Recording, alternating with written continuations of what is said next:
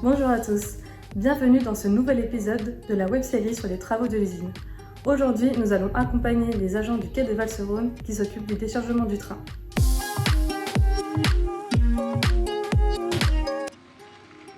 Oui, 50% des déchets traités à l'UVE sont acheminés par train depuis le quai des Trembières en Haute-Savoie jusqu'à l'usine de Valserone. Les déchets des autres communes du territoire sont acheminés par camion.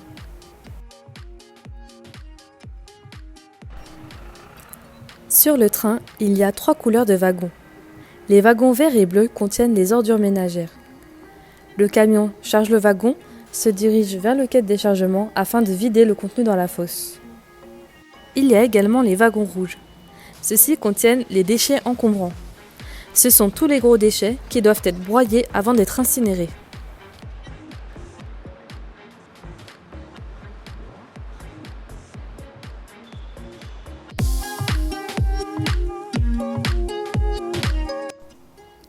Le pontier est la personne qui conduit la pince qu'on appelle le grappin.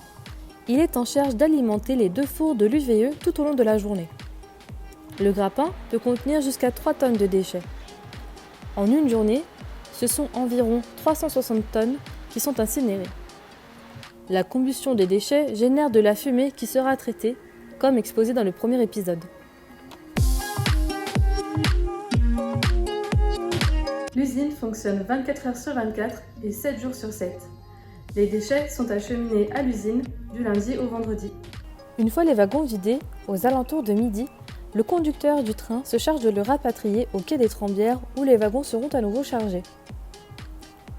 Le train revient à Valserone en fin de journée afin de permettre aux agents de traiter les wagons le lendemain matin.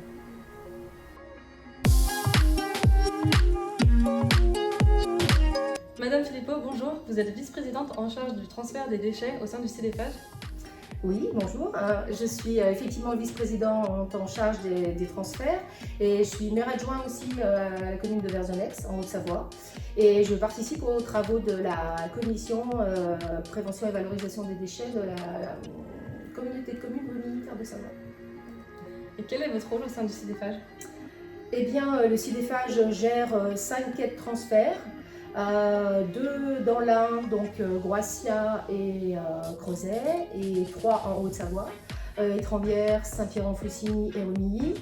Et il gère aussi, ici même, à Valserone, le quai de déchargement. Donc moi, ma mission, c'est de veiller à la bonne organisation du transfert des déchets et l'acheminement dans de bonnes conditions de sécurité et des conditions sanitaires. Donc habituellement, les déchets arrivent à l'UVE par train et par camion?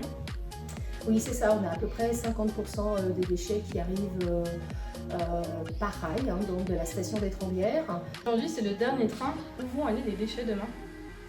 Alors, demain, les déchets sont déroutés. C'est la particularité de la période qu'on traverse, qui est quand même inédite pour le CDFage. Et donc, on a effectivement 60 000 tonnes qui sont à dérouter. Donc, ça veut dire qu'il y a à peu près 30 000 tonnes qui vont partir sur la Suisse. Donc il n'y a plus de déchets acheminés par train? Eh bien non, là effectivement, tout ce déroutage du coup s'organise avec nos camions d'une part, avec nos chauffeurs, dont il a fallu réorganiser aussi les services. Et depuis la mise en place des déroutages vers d'autres sites, est-ce que des aménagements ont dû être réalisés sur les quais? Bien sûr, les quais à proprement parler, non, mais en fait, nous avons réfléchi avec la mairie des Trembières pour trouver une solution, puisque sur le site du CDFage à Étrembières, il y a une coactivité très importante, ce qui fait qu'on a souhaité vraiment sécuriser le site, et pour ça, on a effectivement signé cette convention avec la mairie pour utiliser cet espace pour permettre un retournement au camion plus sécurisé. Et comme nous l'avons vu, donc des déchets vont être acheminés en Suisse. Est-ce qu'il y a des modalités particulières? Oui, bien sûr. Donc le déroutage vers la Suisse, c'est à peu près 1700 voyages. Donc tout ça, bien sûr, ça s'anticipe. Il faut prévoir les voyages, il faut prévoir les tonnages à travers des documents dits de mouvement. Alors ça nous a aussi obligés à retravailler un petit peu nos caissons par exemple, parce que les caissons qui sont d'habitude utilisés sur le chemin de fer, là il a fallu le retravailler puisque la hauteur en Suisse est un maximal de 4 mètres.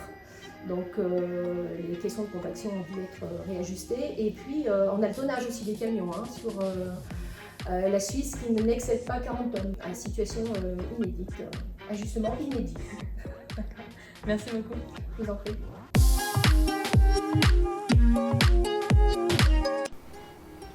Comme tu peux le voir, le train repart sans les wagons.